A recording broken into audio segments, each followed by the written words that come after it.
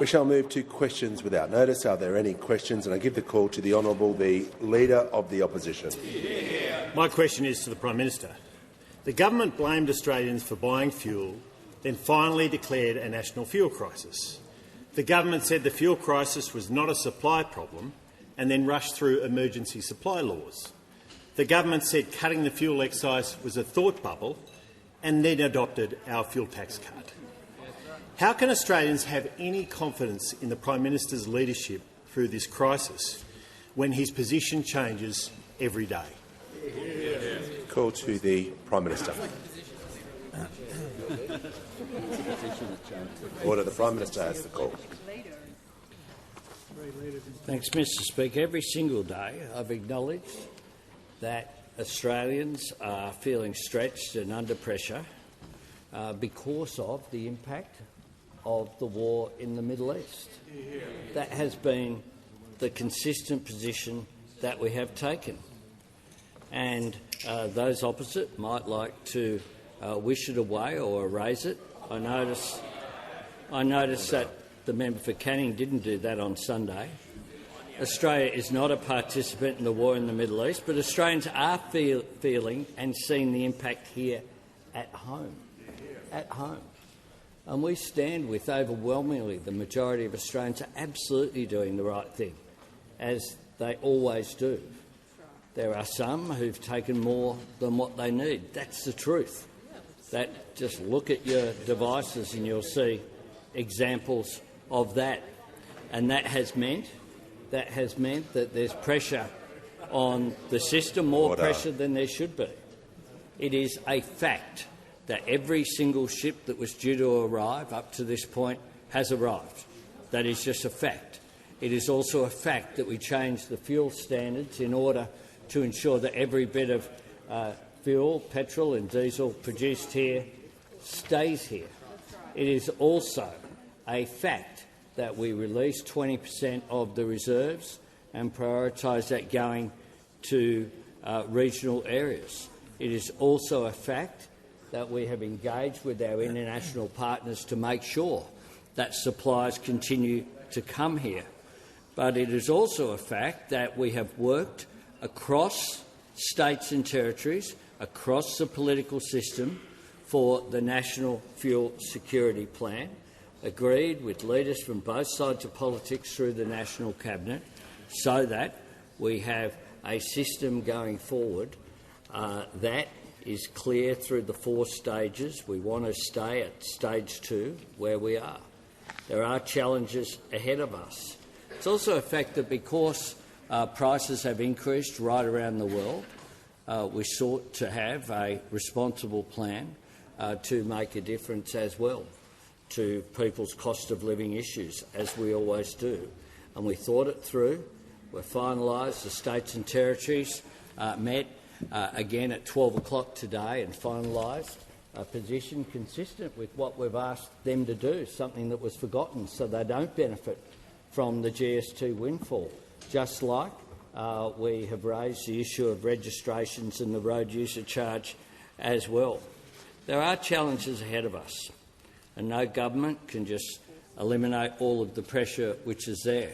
What we can do is act in an orderly, responsible way, not try to create issues, but try to create an appropriate response, which is precisely what we are doing. The call to the honourable member for Leichhardt. Thank you, Speaker. My question is to the Prime Minister. How is the Albanese Labor government taking action to assist Australian families, farmers and businesses who are under pressure caused by the ongoing war in the Middle East? What actions have been taken to boost Australia's fuel security and supply? Call to the Prime Minister. I thank the member for Leichhardt for his question and acknowledge that not only has the member for Leichhardt been dealing with these issues, but also has been dealing with the consequences of the cyclone in his electorate and has been working closely with Premier Crisafulli and working with Minister McBain to make sure that his community is looked after, particularly areas like Cowan and others, small communities that have been really hit hard.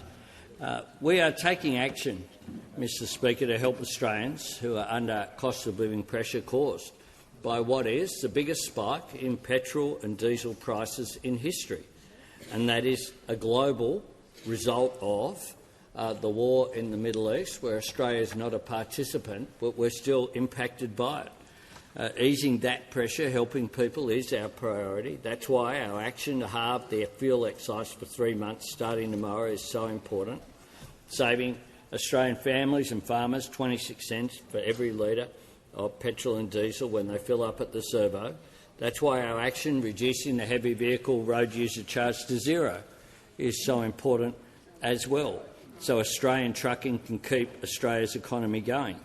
And that's why our action empowering the Commonwealth to underwrite shiploads of fuel, fertiliser and other essentials is so important. And I note that action was somehow criticised in the question that was asked just before, because they said if there's no problem, why are you worried about supply? What we are doing is making sure that we get ahead of issues, that we plan appropriately. That's what good government does. And the idea that somehow is a contradiction between that and saying that every ship that was due to come here is here is just extraordinary, extraordinarily irresponsible from those opposite. And I ask them to really think through the way that they're behaving during what is a real challenge. A real challenge. If we'd have behaved like this in COVID, just absolutely extraordinary. Order. The member for Forrest. Now, we're working with the National Cabinet, with industry, with producers, with suppliers and farmers, taking action. We understand this is an uncertain time and we understand that Australians are under pressure, but that's why we're focused on them. That's why we want to look after people. That is the Australian way. That is our government's way. Working around the clock, looking at every practical measure to make a positive difference, and then taking action. The call to the Manager of Opposition Business. Thanks, Speaker. And my question is to the Prime Minister. Prime Minister, how many service stations in Australia are out of fuel? The call to the Minister for Climate Change and Energy. Thank you very much, Mr Speaker. In New South Wales, out of 2,400 service stations, there are currently 247 without diesel, 61 total stockout. In Victoria, where we have 1,800 roughly service stations, there are 77 with no diesel and 39 with no unleaded petrol. Those figures were Queensland. Apologies, Mr Speaker. Victoria, where we have 1,627 service stations, there are 82 with no diesel, 40 with no petrol. In South Australia, where there are 700 roughly service stations, we have 20 without diesel and 13 without unleaded petrol. In Western Australia, where there are 771 service stations, there are 18 without diesel, 14 with no unleaded petrol. In Tasmania, 294 service stations, 8 without diesel, 15 with one or more grades unavailable. In the Northern Territory, 180 service stations, 5 without diesel, 4 with no unleaded. The Northern Territory government does advise me that some of those would be as a result of road closures and flooding, but in the interest of full disclosure, I do provide those figures. The ACT, 5 without diesel, 2 without unleaded. As previously advised, those shortages in the ACT are normally filled within the same day. Before I call the member for Petrie, I'll just do some quick acknowledgements. I'm pleased to inform in the House today that we have representatives of Basketball Australia and the Australian Olympic Committee, including five-time Olympian in basketball Lauren Jackson, AO, and Tess Magden, dual Olympian in basketball. We've got a delegation for the Municipal Association of Victoria. As part of the delegation, we have Councillor Alex Macon, the Mayor of the City of Port Phillip, the Mayor of the City of Maribyrnong, the Mayor of Murrumbidgee Shire, and Councillor Jennifer Anderson, the President of the Municipal Association of Victoria. And sitting in the last row of the gallery, right in front of me, is, as guests of the member for Mitchell, are Jason and Anthea. Jason has battled motor neuron disease for over 8 years and has shown incredible resilience and is one of the longest-living people with MND. They are here at Parliament House today as ambassadors for MND, and I'm proud to promote this important cause. Give the call to the honourable member for Petrie. Thank you, Mr Speaker. My question is to the Treasurer. What actions is the Albanese Labor government taking to help with the cost of living, including the cost of fuel, and how does this compare to other approaches? The call to the Treasurer. Thank you, Mr Speaker. I hope you won't mind, and I hope the wonderful member for Petrie won't mind me welcoming Lauren Jackson to the House as well. Absolute goat of Australian basketball. And I'm sure I'm not the only one who hopes that the next time we see Lauren Jackson in the Parliament, she's not sitting up there, but she's sitting somewhere over here, Mr Speaker. Mr Speaker, when it comes to the very real and very serious pressures that Australians are facing, particularly but not only at the petrol bowser, this government and this Prime Minister is stepping up and stepping in to do what we responsibly can to take some of the edge off these pressures that people are feeling right around Australia. I think it's worth acknowledging that obviously Australian families are not sitting around the table in the Situation Room making the key decisions about this war in the Middle East, but they are sitting around the kitchen tables working out how they will pay for the consequences of this war in the Middle East, primarily, as I said, when it comes to petrol and diesel, Mr Speaker. And that's why the Prime Minister and I, working with our colleagues, including the Minister for Transport, the Minister for Energy and others, did announce yesterday that we will be halving the fuel excise from April, Mr Speaker, to give some welcome relief to Australians, particularly Australian motorists and truckies who are doing it tough. What this means is a fairly substantial saving at the petrol bowser for 3 months. Now, this is timely relief, it is targeted relief, it's temporary relief, and it's also responsible relief. One of the main jobs of this government is to work through these pressures that people are facing right around Australia and to step up and do what we responsibly can, and that's what this is all about, Mr Speaker. Now, this is not the only thing that we're doing to help with the cost of living. We've got the tax cuts coming. We've got more bulk billing and cheaper medicines. We've got the student debt relief. This is all about easing some of that pressure that we understand and acknowledge that people are under. Also today, Mr Speaker, and I know the Minister for Employment will want me to mention that there was a very welcome outcome when it comes to youth wages from the Fair Work Commission. And also earlier today, the Reserve Bank made it clear that in October they will be ending the surcharges on credit cards and debit cards. I acknowledge the member for Bennelong and others who've campaigned for this outcome for some time in our economy. These fees and charges drive Australians absolutely nuts, and the Reserve Bank has said that they'll be winding them back from October, Mr Speaker. And so across a whole range of areas, we're doing what we responsibly can to ease the cost of living. We know that this war in the Middle East is having very serious consequences for the global economy. Australians are paying for that, a hefty price for that, at the bowser and beyond, and we're doing what we can to help. Give the call to the honourable member for Wentworth. My question's for the Treasurer. 1/3 of all occupations in Australia are in shortage, yet Australia has 253,000 permanent migrants already here that are working below their skill level. This includes 20,000 teachers, 50,000 engineers, 16,000 nurses and 1,300 electricians, all unable to teach, care and build to their full capacity because of slow and costly skills recognition pathways. What concrete steps will the government take to ensure that skills recognition of migrants is faster, fairer and more affordable? Give the call to the Treasurer. Thank you, Mr Speaker. It is a great question, and it reflects a number of concerns of a number of our colleagues who raise these issues with me from time to time, and I see it in my own community. I see this as a very important economic issue, but also a social issue, a social justice issue, making sure that when people come to our country that they can participate fully, whether it be in the labour market or in other ways. And it is, as the member well knows, as a participant at the Economic Reform Roundtable last year, that this is a core part of the productivity puzzle as well.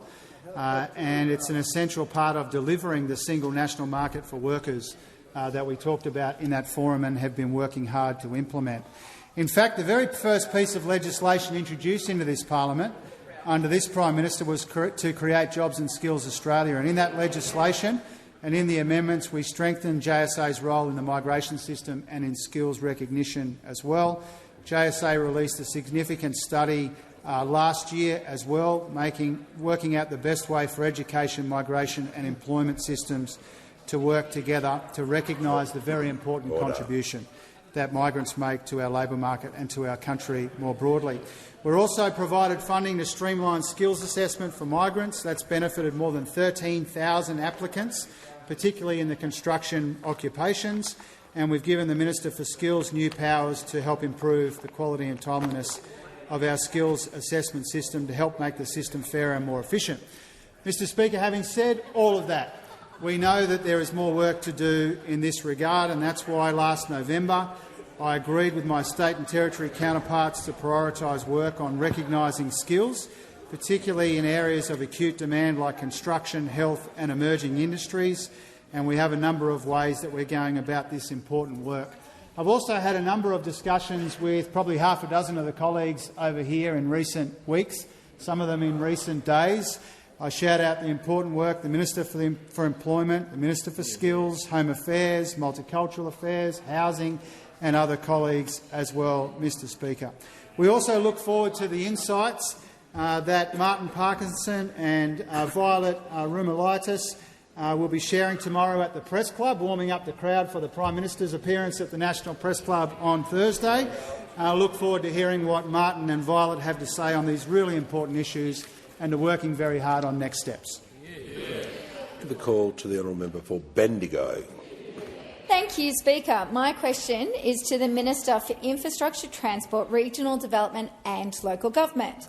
What is the Albanese Labor Government doing to ensure heavy vehicle operators are supported through fuel disruptions, and how does it compare to other approaches? Call to the Minister for Infrastructure, the Minister for Transport, the Minister for Regional Development and the Minister for Local Government. Thank you very much, Mr Speaker. Can I thank very much the member for Bendigo for her question. She knows just how important the announcements we made yesterday are for regional communities like hers. I've been meeting regularly with the transport and fuel industries together to make sure that we are working off the same information, and I'll meet again with them tomorrow. They told me that heavy vehicle operators were struggling to cover the costs of rising fuel prices caused by the war in the Middle East.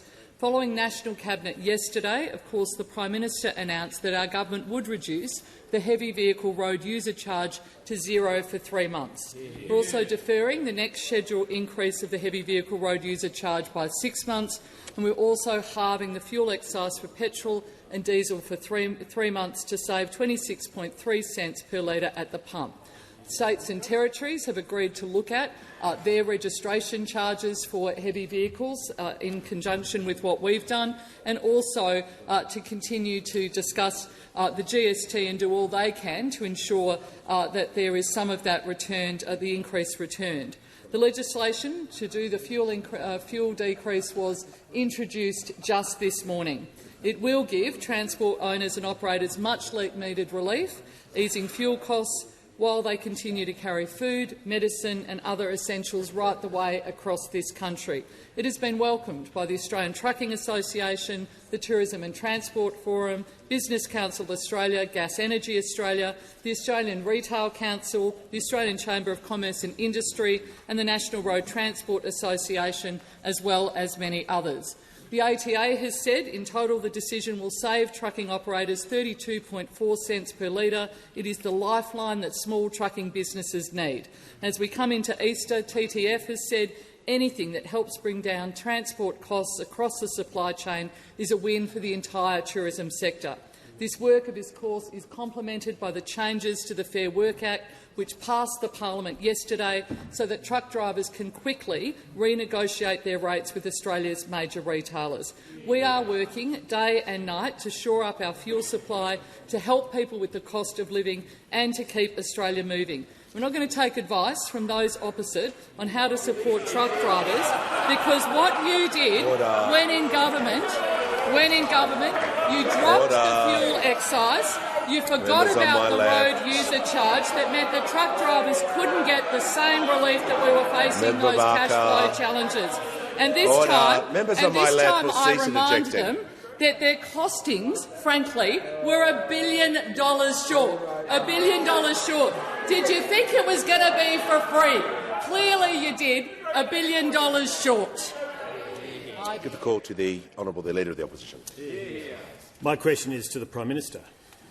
Yesterday, the Special Minister of State said adding more politicians to the parliament is, quote, what great Labor leaders do. At a time of crisis, will the Prime Minister rule out putting upward pressure on inflation by choosing to spend more than $600 million on more politicians? Order. The Minister for Defence Industry is warned. The Prime Minister has the call. Mr. Speaker, let me make this as clear as I possibly can.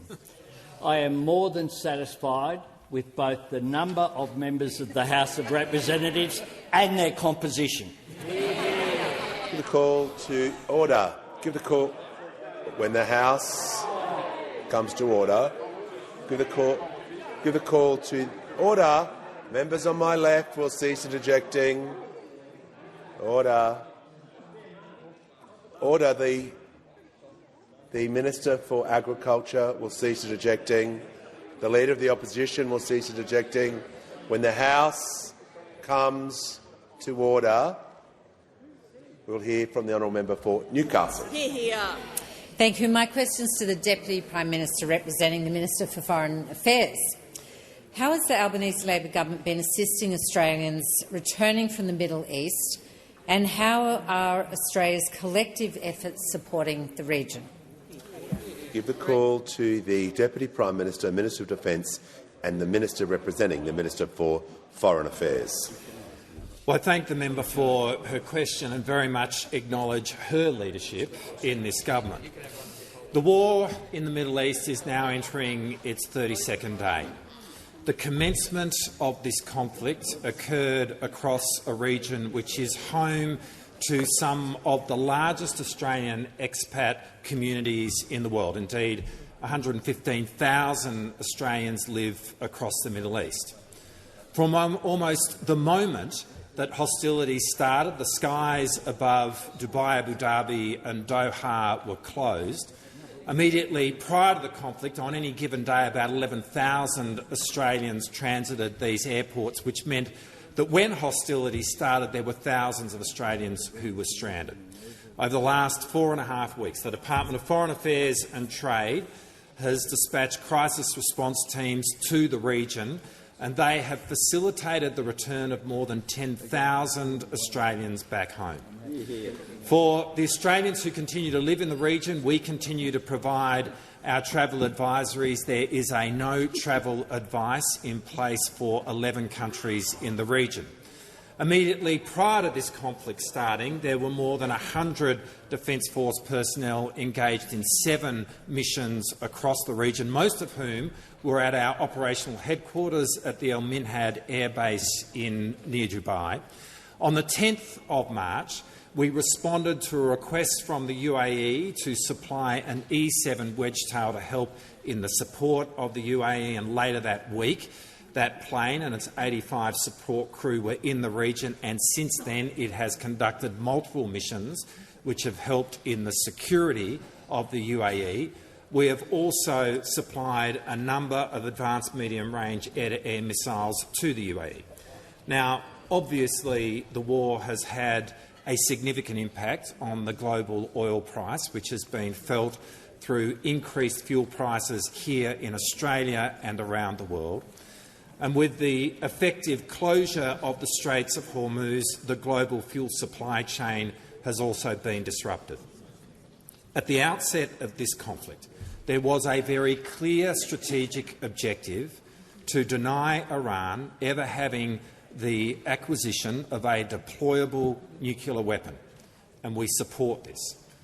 I remind everyone that just this year, Iran has killed thousands of its own citizens. It has been the sponsor of terrorism around the world, including here in Australia. That said, this conflict is now in its 5th week. It's been going a long time. It has had a major disruption on the global economy. And while we continue to support the strategic objective, which is clearly important, in every respect we seek to support the reduction of hostilities and to the negotiation. Give the call to the Leader of the Opposition. Question is to the Prime Minister. Will the Prime Minister rule out expanding the size of the parliament? Order. Order. Members on my left. Order. Members on my right. The member for Lingiari. The Prime Minister has the call. Order. Order. When the House comes to order. Yeah. The Minister for Employment, we're trying to hear the answer. The Prime Minister has the call. Mr Speaker, I take the interjection from those opposite, which was about bubbles. I mean, this is extraordinary. At a time when there's a war in the Middle East, when there are significant economic impacts. Order. The Prime Minister will pause. Order. The manager will. The manager will. Order. The manager is entitled to raise his point of order, and he shall do so now. Thanks, Speaker. And it goes to relevance. The question could not be simpler. It's the second in this area, and the Prime Minister should come. The Leader of the House. Thanks, Mr Speaker. Just to the point of order, I refer to page 568 of practice, where it says it is relevant to contrast the action of the government with another point of view. It's exactly what the Prime Minister is doing. Yes, and the Prime Minister, I think, had said about 21 words. Oh, sorry. Yeah, the manager, further to the point of order, we're trying to deal with this. That's not what the Prime Minister was doing in his answer. Well, order. I don't know what the Prime Minister was saying because he was about 20 words into an answer. So we won't be able to take any more points of order on relevance. We've already taken that point. The manager raised the point of order. I'm going to listen to all the Prime Minister, and I will ensure that he be directly the Leader of the Opposition. The Leader of the Opposition, we're trying to deal with the point of order. If you could assist the House, that would be great. I appreciate that. So the Prime Minister needs his answer to be directly relevant about the question. Once again, yes, no, not able to deliver that for the manager on this occasion. And I know you're keen on that, but I'm keen to make sure the Prime Minister is directly relevant, and he shall continue. Thanks, Mr Speaker. I was responding, of course, for an interjection from those opposite. Let me make 3 points. I made 2 before, so we'll make 3 and see if they get it. One is, I am satisfied with the current number of seats in the House of Representatives. That's 150. That's 150 Order. With 12 senators from each state. Point 1. Point two is I'm also very satisfied with the composition of the current parliament, Mr Speaker. Very satisfied with the current composition. Order. Order. Oh, there are some over there as well. That's true. And I like some of those over there too, Mr Speaker, to be fair. Order. And point 3. I have been very privileged to have the best campaign director I've ever seen in Paul Erickson. If I was to say to Paul Erickson, we've got 94 seats, but how about we throw it all up in the air and see how it lands, I reckon Paul Erickson would have a pretty clear response. Give a call. Order. Give the call to order. Members on my left, give the call to the honourable member for Corangamine. Thank you, Speaker. My question is to the Minister for Climate Change and Energy. No. Well, the House is going to come to order. Order. Members on my right. The member for Corangamite has waited patiently for her question. She will begin her question again when the House will hear her in silence. Thank you, Speaker. My question is to the Minister for Climate Change and Energy. With the war in the Middle East impacting global fuel and energy markets, how has the Albanese Labor government taken action to protect Australians? A call to the Minister for Climate Change and Energy. Thank you very much, Mr Speaker. I thank the member for Corangamite for her question. I very much enjoyed visiting the Viva refinery in Geelong with her not that long ago, as I've done previously with the Deputy Prime Minister. They're both very proud of the workers there, as we are, and I thank the member for Corangamite for all the work she does. Now, Mr Speaker, the focus of the government since February 28th has been ensuring the supply of energy to Australia. And I'm pleased with the actions we've taken, like increasing the amount of fuel available through releasing 20% of the minimum stock obligation, changing the sulphur rules, changing the diesel rules. All this has been necessary in the face of the most volatile energy situation, certainly since I was born, Mr Speaker, that the world has seen. This is the action the government has taken. And I'm pleased to inform the House, as we previously have, that any cancelled ships have been more than replaced. And today the latest advice to me is that there are now, as we speak, more than 55 ships on their way to Australia laden with fuel, and we are expecting and have contracted 3.7 billion litres of fuel to arrive in Australia during the month of April. Contracted, locked in, owned by Australian companies, and this is a good thing. But we also need to prepare for any eventualities in this uncertain environment. That's why the government acted quickly after energy companies, oil companies, fuel companies raised with us early last week the increasing volatility in the oil price. It was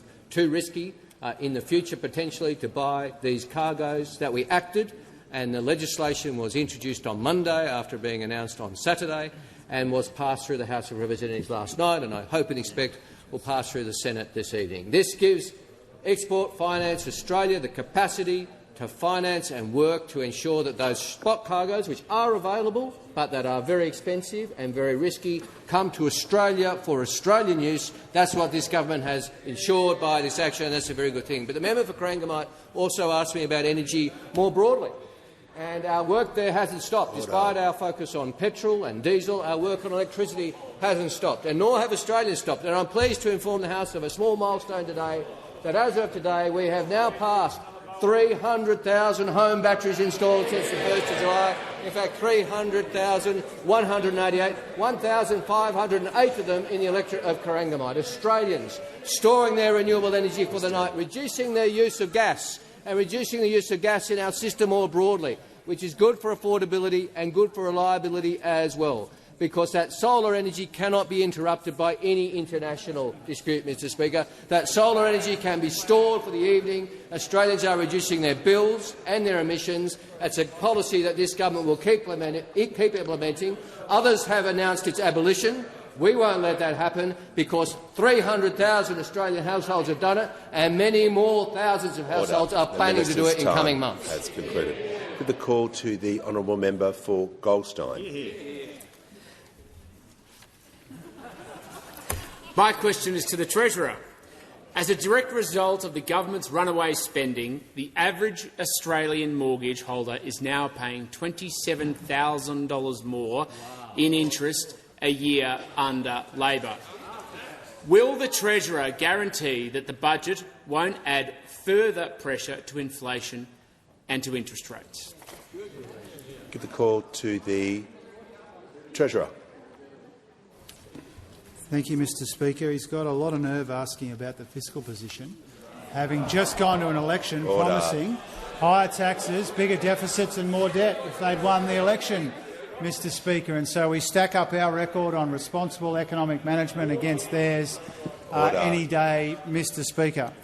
Now, when it comes to the budget position, to give the honourable members a sense of the magnitude of the savings that we found, including as recently as the mid-year budget update in December. In every single one of our 7 budgets and budget updates, we've found savings. And there will be more savings in the budget in May. $114 billion already so far, including $20 billion of savings in the December update. Now, to give you a sense of that, it took those opposite something like 7 budget updates to find the same amount of savings that Katie Gallagher and I found in December, Mr Speaker. And that gives you a sense of how ridiculous it is to be lectured on fiscal responsibility by those opposite, Mr Speaker. And so the budget in May will be another responsible budget. Order. What we have been able to achieve so far is to help engineer the biggest positive turnaround in the budget position in nominal terms since Federation. We turned a couple of big Liberal Party deficits into a couple of Labor Party surpluses. We got the deficits down. We banked most of the upward revisions to revenue when those opposite used to spend most of them. We found ways to make room for our priorities, Mr. Speaker, and so the budget in May will be a responsible budget once again. Now, obviously, we don't finish the budget on the last day in March. We finish the budget closer to the first week in May, and we hand it down in the second week of May, Mr. Speaker. And what that budget will contain is another effort on savings, another effort on tax reform, more effort on productivity, working through these issues in a methodical and considered way, which is a hallmark of this government's responsible economic management, Mr. Speaker. Now, those opposite wouldn't know the first thing about responsible economic management. When the member for Hume was the Shadow Treasurer, he took to the election a policy for higher taxes on 14 million working Australians, and he still managed to find a way to have bigger deficits and more debt, Mr. Speaker. And so if their argument is that an extra couple of $1 billion on fuel excise relief for Australians, which they called for, if their argument is that will put upward pressure on inflation, then they are conceding that the $11 billion bigger deficit that those opposite would have had they won the election this year would have made our inflation challenge and our other challenges in our economy worse under them rather than better. Call to the honourable member for Hughes. Thank you, Mr. Speaker. My question is to the Minister for Communications. How is the Albanese government holding social media companies to account, and how are other countries responding to our world-leading action to prevent social media harm? Good work. Give the call to the Minister for Communications and the Minister for Sport. I thank the member for Hughes for his question and for his efforts to make online safer for all the kids under his stewardship in Hughes.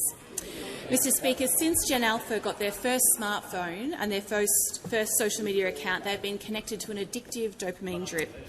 Targeted algorithms, doom scrolling, persistent notifications and toxic popularity meters have stolen their attention for hours every single day. And as a nation, Australia took bold and decisive action to protect our kids and to give them 3 more years back from the persuasive and pervasive pull of those algorithms. The eSafety Commissioner's first compliance report, released today, shows that 5 million under-16 social media accounts have been removed or deactivated or restricted as a consequence of Australia's world-leading social media law.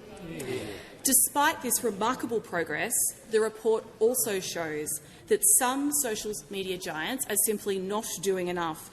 Some seem to be trying to get away with doing the absolute bare minimum.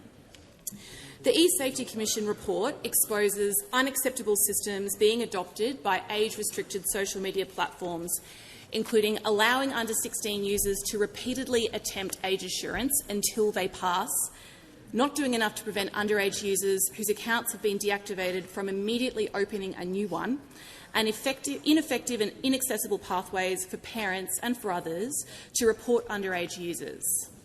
All of the platforms covered by our social media minimum age requirement said they would respect the law.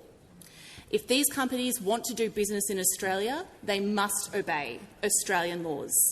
And as the independent regulator, eSafety is actively investigating potential non-compliance in relation to 5 platforms: Instagram, Facebook, Snapchat, TikTok and YouTube. And if eSafety finds these platforms have systemically failed to uphold their legal obligations, I expect the Commissioner to throw the book at them. Australia's leadership in online safety has started a global movement, with more than a dozen countries now following our lead. Just this morning I met with Canada's Minister for Culture and Identity. These leaders are asking Australia to share our expertise and experience. The drumbeat against social media harm is growing. The time for accountability is here. We started with our world-leading social media minimum age, and we will hold them accountable for it. And we are working every day to introduce a digital duty of care this year that puts the onus on tech companies to protect Australians from online harm before it occurs. Give a call to the honourable member for Warringah. To the Prime Minister.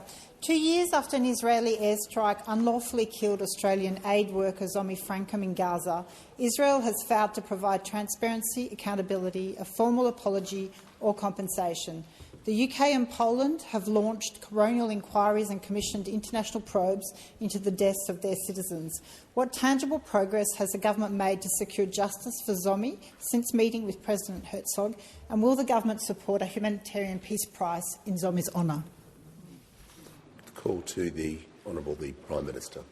I thank the member for Warringah for her question. I will meet the member for Warringah this afternoon with Zomi Francom's brother, Mal, this afternoon, and I look forward to having a respectful conversation with him and personally expressing my condolences for the tragic loss of life, which should, of course, never have occurred. Zomi Francom was an aid worker working for the World Central Kitchen. Her and 6 of her colleagues were killed in an outrage, and Australia expressed that view very publicly and continued to do so.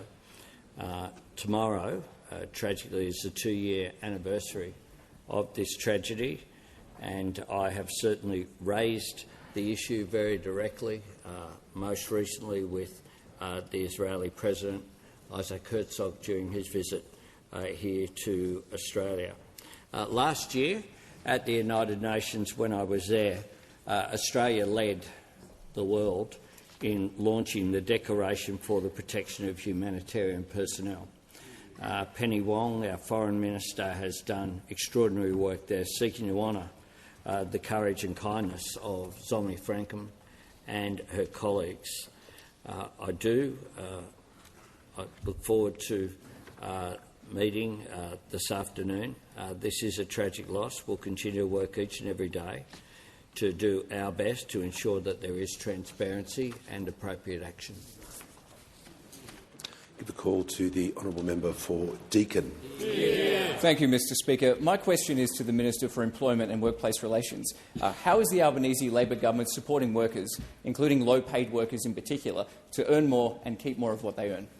Call to the Minister for Employment and the Minister for Workplace Relations. Thank you, Speaker. I'd like to thank the member for Deakin for his question and, of course, his strong commitment to workers to keep more of what they earn. This Labor government is absolutely committed to getting wages moving again, especially for our low-paid workers. It is this Labor government that's advocated each and every year for a wage rise for workers on minimum award wages. And this Thursday, or the Thursday that's just been, our government made a submission again to the Fair Work Commission calling for an economically sustainable real wage increase for our lowest paid workers. This would help almost 2.7 million workers right across the country. Of course, over the term of this Labor government, minimum wages have increased by over $9,000 a year.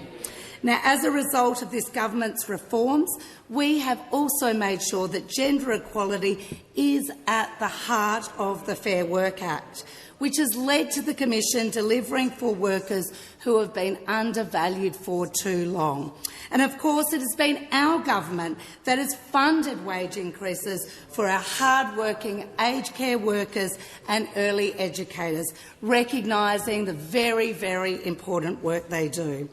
And it is this government that has legislated to protect penalty rates and overtime rates for workers who deserve to be properly paid for working unsociable hours. And a real opportunity to thank all of those who will be working over the coming Easter weekend. And this Labor government is also restoring balance at the Fair Work Commission, so both workers and employers get a fair hearing before the Commission. Now, I'm very pleased to inform the House that this morning the Independent Fair Work Commission has ruled that young adult workers should earn adult wages. This government welcomes the decision to abolish junior rates for 18 to 20-year-olds working in retail, fast food and pharmacy. Today's decision means that tens of thousands of young adult workers will earn more at this important time of their lives. Now, in its decision, the Commission considered the need for time for employers and business to adjust and has recommended that these pay rises be phased in. Now, young adults face unique challenges to getting a start in life, keeping up with the cost of living and building their economic security. And I would like to recognise the SDA Union in particular for pursuing this issue in the Commission and their advocacy for young workers. While those on the other side might dismiss young workers, it's only a Labor government that will stick up for workers in the... Call to the member for Lyne. My question is to the Minister for Climate Change and Energy. Australia's fuel supply relies on Middle East oil shipped to refineries in Asia. Minister, how many oil tankers have left the Middle East for refineries in Asia since the 28th of February? Call to the Minister for Climate Change and Energy. How many ships are going from the Middle East? Thank you, Mr Speaker. I thank the honourable member for the question. There are currently more than 53 ships on their way to Australia from refineries around the world. Asia, the United States, Mexico, other places, and I can confirm 3.7 billion litres are contracted legally to arrive in Australia over April. Now, as we've been very clear, there are risks in the supply chain because it is true. Asia gets the majority of its oil from the Middle East through the Straits of Hormuz. That is true. That's why we've taken the actions we have taken, like releasing more of the minimum stock obligation, but most particularly the legislation that will pass the Senate this evening. That's why to be prepared. Now, Mr Speaker, Asian refineries don't just supply Australia, they supply Asia too. That's how it generally works. And, of course, we've been in constant contact, the Prime Minister, the Foreign Minister and I, with our respective counterparts, and we're very pleased with the way those conversations have gone.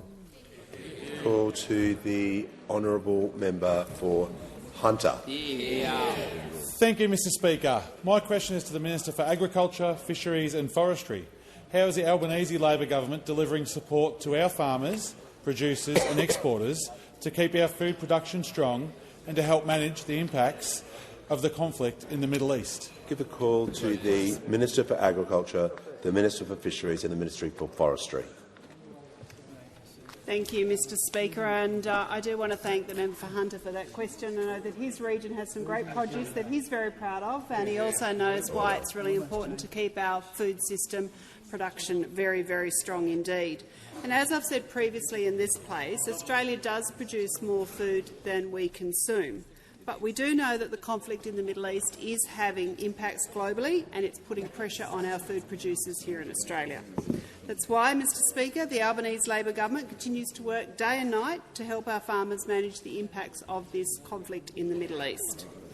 We're taking immediate action to support industry, to help keep our exports moving and to help Australia's food system remain strong. I've just met again before question time with stakeholders from across our agriculture industry, and we are listening to their concerns, which is why today our government has taken a decision to defer the full cost recovery for export services for 1 year to 1 July 2027. Now, this will help give our farmers, producers and exporters facing input cost pressures more certainty in the midst of global uncertainty. The President of the NFF, Hamish McIntyre, said today, and I quote, "The package of measures provides welcome breathing space for farmers and exporters facing sustained input cost pressures and market uncertainty." Mr Speaker. Now, we know that this certainty is so critical for our farmers and producers, and it builds on the practical support that is always available for our farmers and primary producers.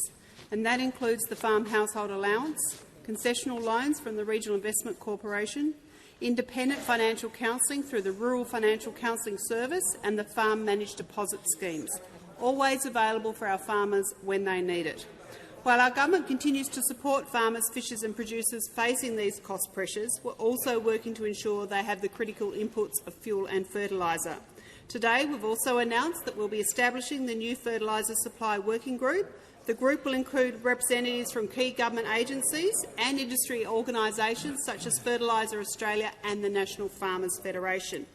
This responds to a direct call from Fertiliser Australia and other key stakeholders, and it builds on the work that we are already doing as a government to improve the availability of fertiliser, including, of course, amending the legislation to underwrite the purchase of fuel and fertiliser by the private sector, working with the ACCC to monitor and coordinate fertiliser supply, and working with industry and engaging with other countries to find alternate supplies of fertiliser. Mr Speaker, we continue to work with farmers and industry to make sure that we can help shield them from the impact of this global crisis. Before I call the next member, I'm pleased to advise the House that in the gallery has just joined us is Dr Guru Prakash Prasan, who's visiting Australia from India as part of the Department of Foreign Affairs and Trade's Special Visits Program. And I give the call to the honourable member for Ryan. My question is to the Treasurer. Can you confirm that oil and gas giant Shell has for years paid no petroleum resource rent tax? And even with your recent changes and war prices for LNG, Shell will now at best only pay a few cents per dollar of revenue. Isn't it time for a 25% tax on gas export revenue so gas corporations like Shell pay their fair share? Call to the Treasurer. Thank you, Speaker, and thanks to the honourable member for Ryan for her question. I acknowledge that there are a range of views on this issue, and as I understand it, the Senate agreed yesterday afternoon or last night to have a committee to look into some of these matters that the honourable member raises with us. This government believes that Australians do deserve a fair return from the natural resources that they own. And that's why in our first term we made changes to the PRRT so that offshore gas companies pay more tax sooner. The ATO's latest tax transparency report shows that the introduction of the government's reforms increased the number of entities paying PRRT from 11 to 16 in the most recent data, and that oil and gas companies paid almost $12 billion in PRRT and company tax in that year. When it comes to individual companies, the honourable members asked me about Shell in particular. PRRT payments are not separately disclosed at the company level in the ATO's data, as I suspect the honourable member knows. But I do understand from publicly available information that Shell's most recent tax transparency report disclosed around $3 billion in taxes and other payments. A bit over two-thirds of that was corporate income tax, and almost a third of that was royalties and other taxes. The other point that I would make to the honourable member for Ryan is that a key feature of our changes to the PRRT is a 90% cap on deductions, which applies 7 years after a project begins generating revenue. So for Shell, as I understand it, if you think about Gorgon and Prelude LNG projects, that 7-year period is expected to be exhausted, I think this year or next year, certainly soon, meaning the deductions cap will kick in and PRRT will be paid on those two projects. Now, the government has also taken significant steps more broadly to strengthen tax transparency, including the introduction of public country-by-country reporting and improvements to the Transparency Code released by the Board of Tax. Here I want to shout out the great work of Assistant Minister Lee over there, and to some extent Minister Molino, and before him Minister Jones. We work closely together to try and make the tax system more transparent in this regard, and we'll continue to focus on our big agenda to make sure multinationals, including oil and gas companies, pay their fair share of tax, including more disclosure, our minimum tax, reforms to debt deductions and funding for compliance, and, of course, those important changes that we made to the PRRT. I acknowledge the honourable member would like us to go further, but the government has made important steps in this regard already. Give the call to the honourable member for Bullwinkle. Thank you, Speaker. My question is to the Minister for Emergency Management. How has this higher risk weather season impacted communities across Australia, and how has the Albanese Labor government responded? The call to the Minister for Emergency Management, the Minister for Regional Development, the Minister for Local Government and Territories. Thank you, Mr Speaker, and I thank the member for Cook for her question and acknowledge the impact that bushfires has had on our own electorate. This higher-risk weather season started with Tropical Cyclone Fina, which impacted the top end, as well as the northern Kimberley coast in Western Australia. I met with communities impacted by FINA on Tiwi Islands and in Darwin, seeing the damage firsthand and meeting with officials at the Incident Control Centre in Darwin. Following FINA, Australia experienced bushfires in New South Wales and Tasmania, and I spoke with locals impacted in Carryong and Dolphin Sands about what they had experienced and met with local fire crews. December saw the start of storm season, with monsoons impacting north and northwest Queensland, and we saw significant livestock losses, road closures and towns cut off. And I know that the Julia Creek Tyre Centre, a shout-out to the crew there who hosted not only a number of people in this place but also a number of community events. The Cloncurry Airport was significantly damaged, and I joined the Prime Minister and Treasurer at the airport where we announced funding for its repair. Of course, we then had a record heatwave across southern Australia, which brought devastating impacts to Western Australia and Victoria in January. Can I say our paid and volunteer fire crews did an absolutely amazing job in what was relentless conditions, battling fires for a number of weeks, supported by crews from across the country as well as New Zealand and Canada. I saw firsthand the community spirit in towns like Alexandra, Euroa, Ruffy, Yark, Bendigo and Harcourt. In Harcourt and Ruffy, people gathered at makeshift relief centres where locals were supporting each other, running barbecues, providing ice drinks, non-perishables, real Aussie mateship on display. And more flooding then followed in Queensland and the Northern Territory, followed by Tropical Cyclone Narelle. We saw communities in Katherine, Daly River, Palumpa, Numbulwar and Jilkmingan evacuated, and a shout-out to the ADF, including RAF-based Tyndall, for volunteering in their own time to support local communities before a formal request was lodged for clean-up support. Disaster recovery funding arrangements have been activated in all of these areas, as well as a number of Australian government payments to support communities. I want to thank all the members in this place and the other place who have been supporting local communities over this season. Our government is working year-round to prepare communities in the face of natural disasters. We recently announced 96 projects in round 3 of our $200 million Disaster Ready Fund. It included projects including levee upgrades, flood mitigation works, bushfire warning systems and cyclone shelters.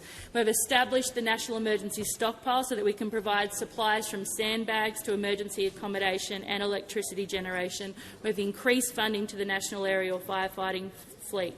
It's been a really tough high-risk weather season for communities, but across the community, across all levels of government, we'll continue to help communities.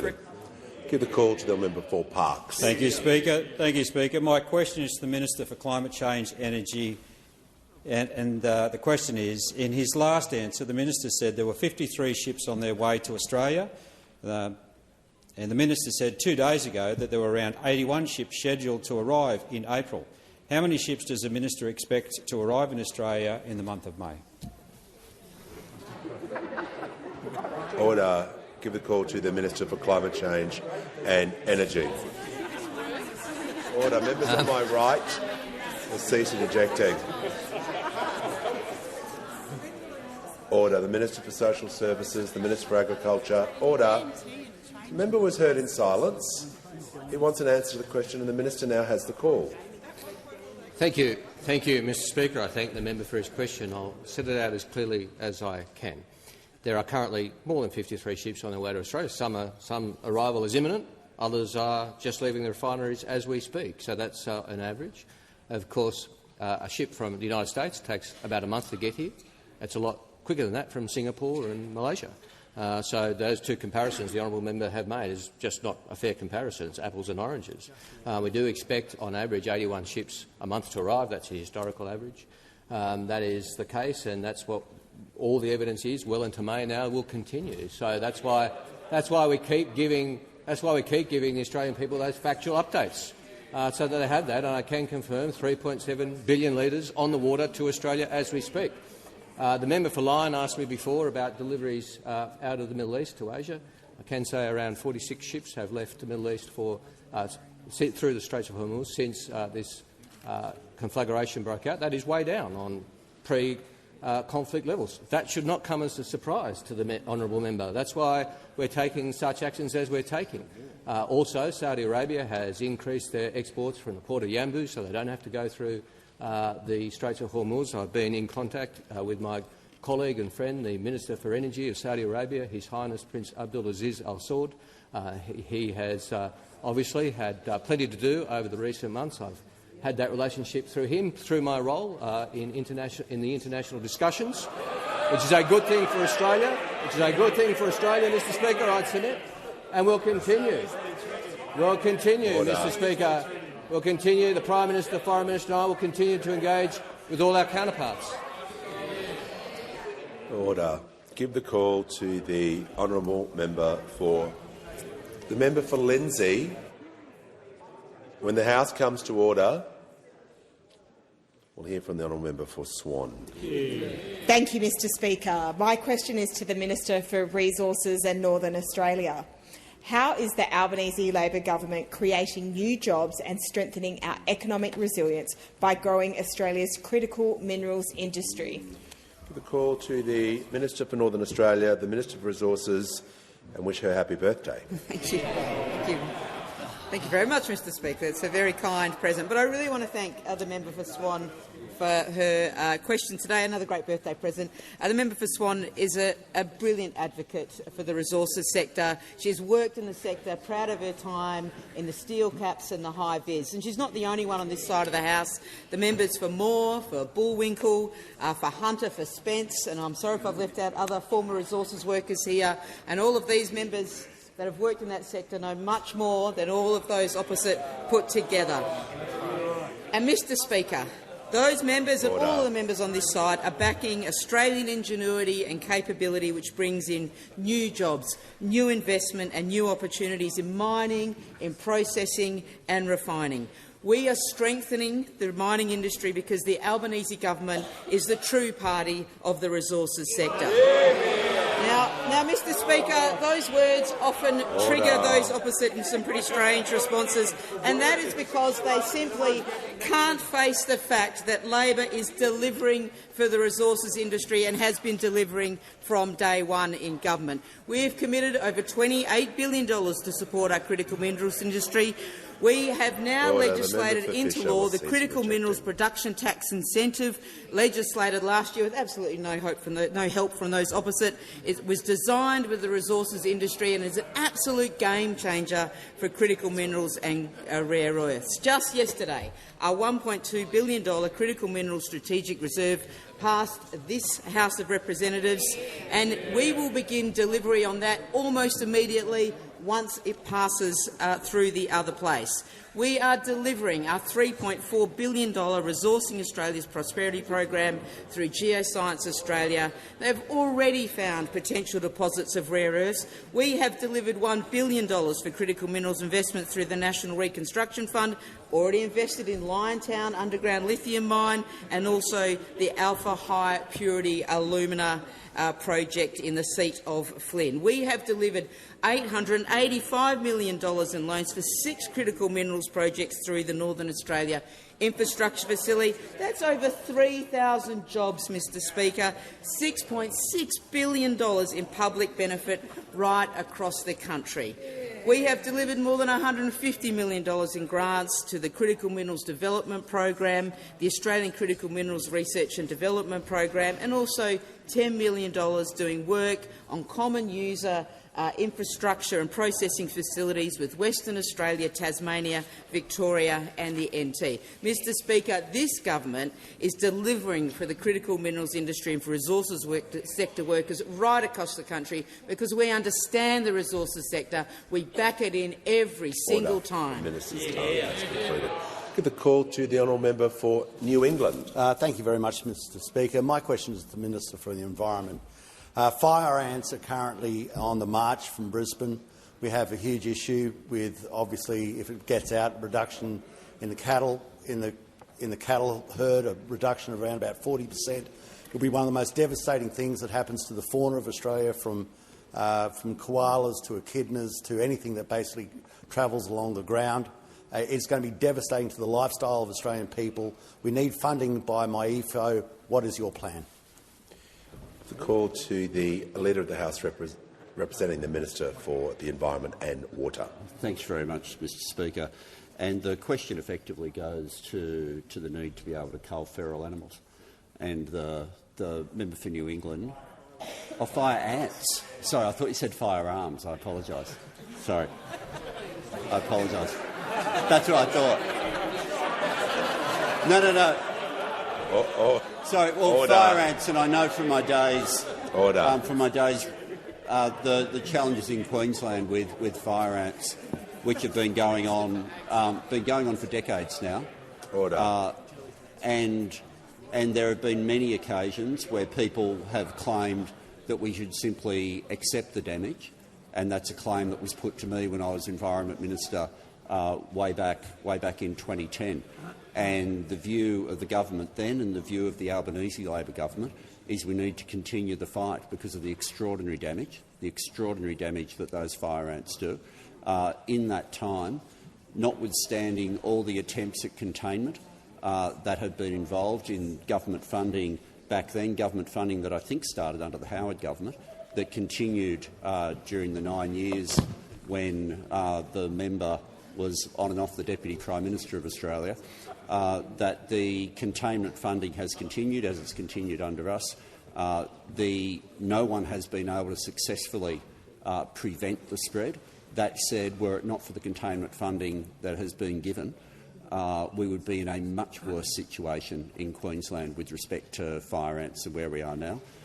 And the intention of the government and the commitment to be able to continue to do what is possible on that invasive species remains. There has never been an invasive species where we've successfully, you find very few examples where we've successfully eradicated. Very few examples. That doesn't mean that the efforts that are made with respect to containment aren't worth doing. They do. They make a difference, and that's why they continue. Give the call to the honourable member for Spence. Thank you, Mr Speaker. My question is to the Prime Minister. I refer to the question asked in the House yesterday when the PM committed to speak personally to Josh, a farmer from the Eyre Peninsula, about fuel supplies. Can the PM update the House? Give the call to the Prime Minister. I thank the member for Spence for his question. And yesterday I got a question from the member for Grey. It concerned Josh, a farmer on the Eyre Peninsula. And I received the details from the member for Grey, and I thank him for it. I spoke with Josh first this morning. Josh informed me, as the member for Grey said, that he'd had difficulty accessing fuel. He had a range of issues that he thought was why that was the case, but I undertook to work to see what we could do to provide information and to assist him. The farm where Josh works with his family farms canola, wheat, cereals, cattle. It's a diverse farm as well, and I want to pay tribute to him and his family, but to all farmers out there who put food on the table and who make a difference. Josh informed me that they access their fuel in terms of the distributor was Air Fuels. They're an independent operator, and what we know is that there have been particularly acute issues from independent players rather than the big contractors because of the way that the system works in their interaction with the fuel suppliers. We found out that they get their fuel from Liberty through the Port Lincoln fuel terminal. Together, we contacted Liberty through the Energy Minister was involved, and we ascertained that they did have shortages in that fuel terminal. They were keeping their supplies for emergency services, particularly for concern about fires and other issues as well. But that just yesterday there had been a ship delivered of fuel to the terminal, and that I was able to ring Josh back again, as I committed to do, to find out for him, and he will be receiving fuel there in the next 48 hours. It's a good result. It's a good result. Order. Order. Members on my left.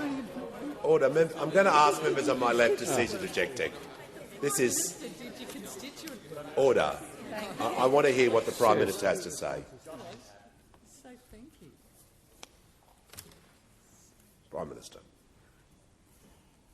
Mr Speaker, it's a good thing for Josh. We know as well that with the global pressure that's on, many people are in situations like Josh. And we acknowledge that. We work and do the best that we can to make a difference for them, to find out information for them appropriately. I'm reporting to the House, I would have thought, in a way that was respectful of the member for Grey and his constituent. And I'll continue, as will everyone on this side of the House, continue to do what we can to act in circumstances which are difficult for people. We know that that's the case. We can't just wish it away. What we can do is do what we can to take action. I thank all those involved, and I think Josh had already received a phone call from Air Fuels to inform him of what was occurring just 5 minutes before I rang back to inform him of the situation. And he was a delightful young person, and I wish him and his family all the very best. Call to the honourable member for Hinkler. Thank you, Mr Speaker. My question is to the Minister for Climate Change and Energy. Taxi operators in my electorate of Hinkler are questioning whether the government can guarantee reliable diesel supplies to keep wheelchair-accessible taxis on the road. Minister, how did the government allow the fuel crisis to get so bad that essential transport for vulnerable Australians is now under threat? The call to the Minister for Climate Change and Energy. Well, thank you, Mr Speaker. I thank the honourable member for his question, and of course we thank the taxi operators in his electorate for the service they provide to the people in that electorate, like all of our electorates who require special assistance. And of course, that is the reason why we've worked so hard to ensure fuel security in Australia. And the honourable member, I'm sure, would inform his taxi operators that the supply of fuel to Australia continues at the rate we would expect. But of course, as this government has always said from the beginning of this crisis internationally, that there have been real shortages in regional Australia, real shortages, and we've worked hard to ensure that those shortages are dealt with. So, for example, in Queensland, the two relevant terminals for parts of Queensland, Gladstone petrol sales are up 48% during the month of March, and Mackay 55% during the month of March compared to the previous March. Now, that tells me two things. When sales out of a terminal are up so much, that means the demand continues to be very high, but the supply is much higher as well. And that is certainly the case. And I can say that with the release of the minimum stock obligation, which the government instituted, with the requirement, Mr Speaker, sir, that that be delivered to regional Australia. For example, one company has increased its sales by approximately 200 kilolitres a day in Brisbane to wholesalers. In central Queensland and Mackay regions, additional 300 kilolitres has been allocated to 3 local regional distributors to supply mining and rail customers. In far north and North Queensland, an additional 15% allocation is flowing to support Indigenous communities in Cape York. And so these are the sorts of opportunities that have been taken up as a result of that. Now, again, Mr Speaker, as the Prime Minister and I have both made repeatedly clear to members opposite, if you have constituents with whom you'd like us to pay particular attention and speak to them about their particular needs, if there have been shortages, and to put them in contact with the relevant fuel companies. I've done that on plenty of instances with honourable members opposite. The Prime Minister is willing to do it. And I'm also, if the honourable member wants to provide me with details, I'd be very happy to take up the case, find out who the distributor is, and provide that company with as much reassurance as I can. Again, we know that those shortages have caused real concern. I again express my thanks to the taxi companies and transport operators right around Australia who are finding this situation very stressful, and thank them for the work they're doing with those Australians who rely on them, whether they be elderly. Many elderly people rely on taxis, many people with disabilities rely on taxis, and we'll do everything we can to support those industries. Call to the honourable member for Bennelong. Thank you, Speaker. My question is to the Minister for Health. How is the Albanese Labor government delivering cost of living relief by making medicines cheaper for all Australians? And how are new drug listings on the pharmaceutical benefit scheme helping Australians living with advanced and high-risk cancers?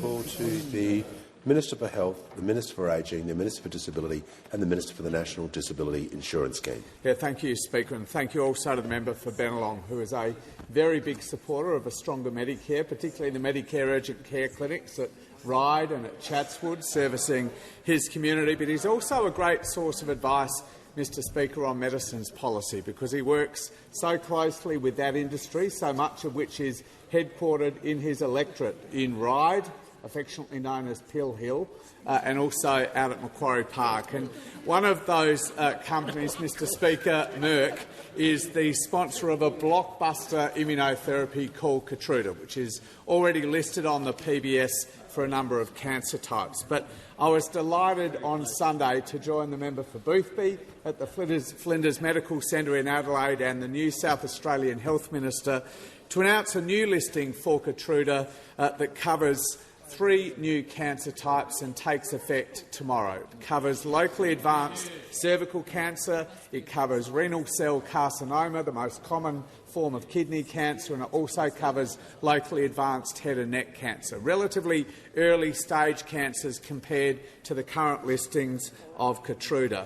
Today, that treatment costs those patients more than $15,000 for every single infusion. From tomorrow, it will cost just $25, just $25. And we think that more than 10,000 patients every year, Mr Speaker, will benefit from that listing. And the member for Boothby and I were joined by 3 of those patients on Sunday, 3 terrific Australians, Mr Speaker. One of them, Anita Modlinsky, who's a cervical cancer survivor, said this, Mr Speaker. She said, "When Dr Sukumaran told me the cost of this drug, my heart sunk. I thought, how could this drug that's going to save lives cost so much? So for it to be on the PBS now is just an absolute game-changer for women."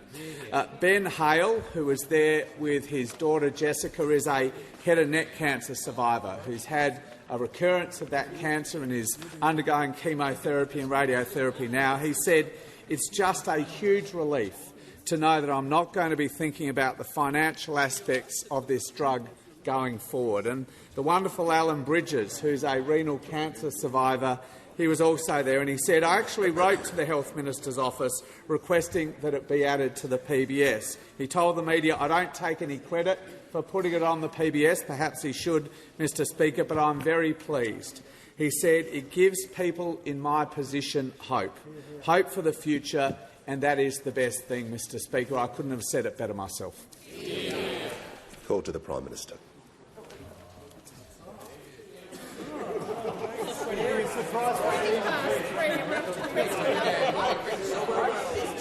Order.